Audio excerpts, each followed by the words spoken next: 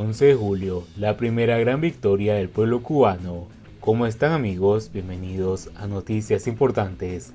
Esperamos sus opiniones en los comentarios. Comenzamos. Hace un año, el pueblo de Cuba protagonizó su primer gran victoria a la cobardada dictadura castrista, que involucró a los militares en la represión violenta y desproporcionada, y sigue pagando un alto precio político por sus encarcelamientos, destierros y emigrados a mansalva, mientras la nación está peor que el pasado 11 de julio y el títere castrista Díaz-Canel permanece achicharrado, aunque lo defiendan Raúl Castro y su esposa.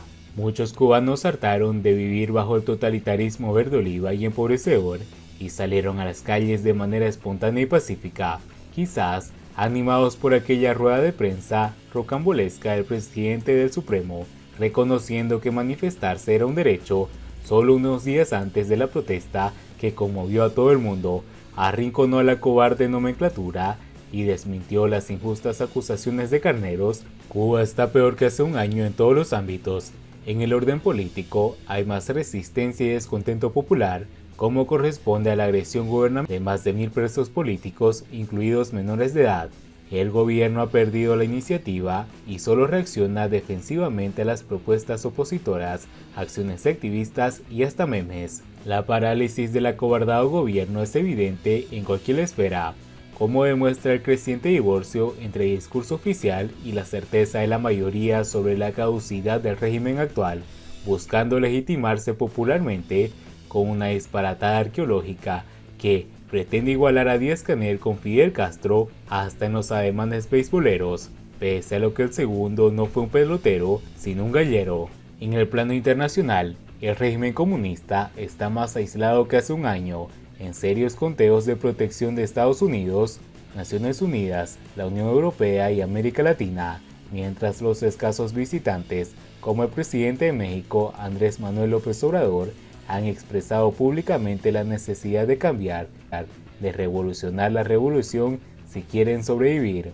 El hambre, comida y medicinas sigue creciendo dramáticamente, hasta el extremo que el gobierno mantiene prorrogada la libre importación de alimentos, medicinas y aseo. Todo esto en medio de atroces apagones que son el pan negro de cada día de muchos cubanos, convencidos que el comunismo no es próspero ni sostenible porque arruina las economías, mata y encarcela la discrepancia.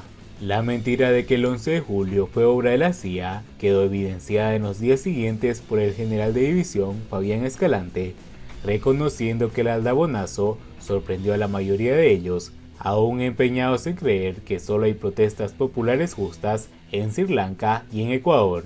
Pero, si como afirman el desprestigiado Partido Comunista, la rebelión popular se gestó en Langway, ¿cómo es que el ministro del Interior no solo siga en su puesto, sino que fuera ascendido a general y que los jefes de la contrainteligencia e inteligencia tampoco hayan sido destituidos por flagrantes incumplimientos de su grado de deber de defender la patria? Cuando el títere castrista Díaz-Canel, pendiente de juicio democrático por su delictivo llamado a una guerra civil entre cubanos, recorre barrios y empresas, no consigue comunicar con los ciudadanos, balbucea ocurrencias suicidas y semeja a un zombi carente de empatía, pese a los vanos empeños para protegerlo de su padrino Raúl Castro y de su esposa Liz Cuesta, creída de que la política es una sucesión de twitters disparatados, como si viviera ella la pasión desenfrenada de mostrar su incapacidad. Los cubanos saben desde chiquiticos que quien imita fracasa,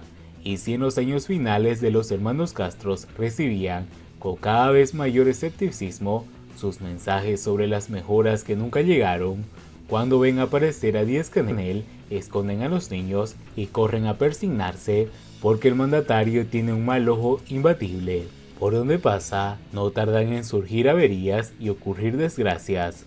Una vez muertos, encarcelados, desterrados y emigrados, muchos de los cubanos que protestaron hace un año, incluidos algunos de sus principales líderes, la dictadura más antigua de Occidente, solo ha conseguido enterrarse aún más en el descrédito nacional e internacional, pese a la guapería barata de la que alardea en cada foro.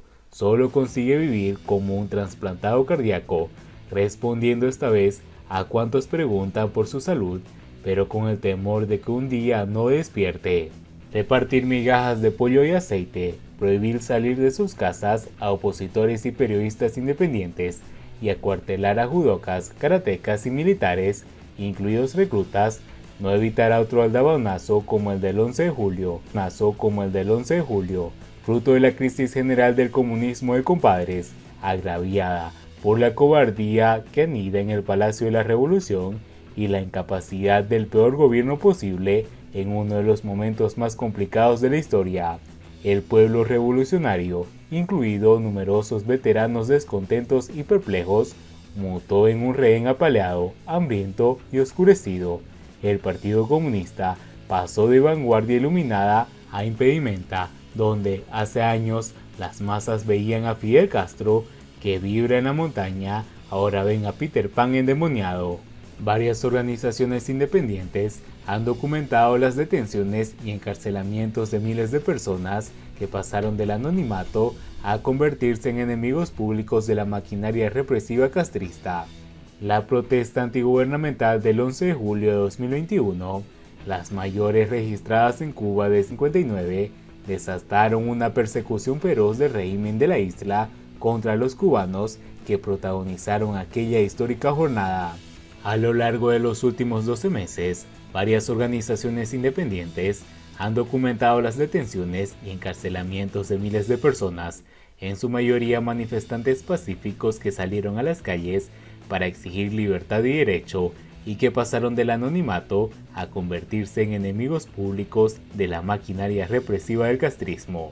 En el informe Un año sin justicia, patrones de violencia estatal contra manifestantes del 11 de julio, presentado el pasado jueves, la ONG Cubalex y el Grupo de Trabajo Justicia 11 de julio dan cuenta de un número total de manifestantes que fueron detenidos. Se trata de una investigación más profunda realizada en la isla sobre las protestas de los días 11 y 12 de julio de 2021, contrastada además con el testimonio de los presos y sus familiares.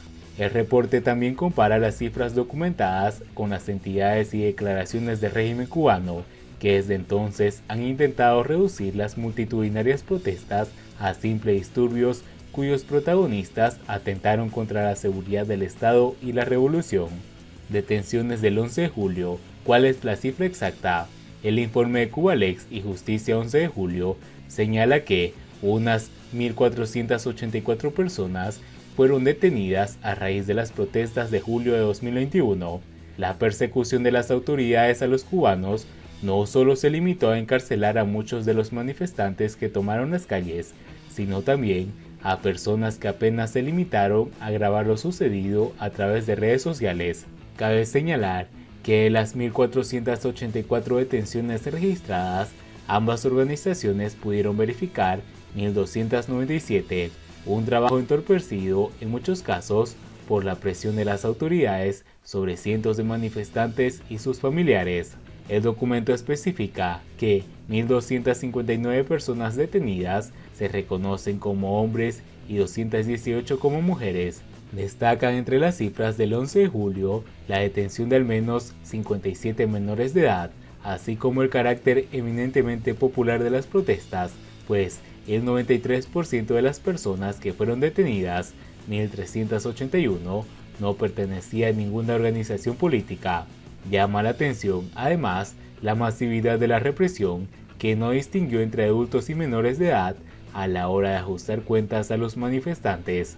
Las cifras indican que los jóvenes llevaron la voz cantante de las protestas, con al menos 556 detenidos entre los 21 y 35 años. Se calcula además que 166 manifestantes tenían entre 12 y 20 años cuando fueron conducidos por las autoridades, mientras que 356 fueron ubicados en un grupo de entre 36 y 75 años. Estas organizaciones especifican que la mayor parte de las detenciones ocurrieron el propio domingo 11 de julio, con un total de 542.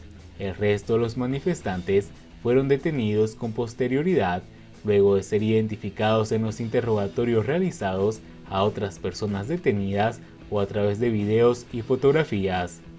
Y bien amigos, así vamos terminando las noticias importantes del día de hoy. Por favor, nos ayudarían mucho compartiendo las noticias y así poder informar a muchas más personas de la verdadera realidad en Cuba. Patria y vida, mis hermanos, nos vemos en el siguiente informe.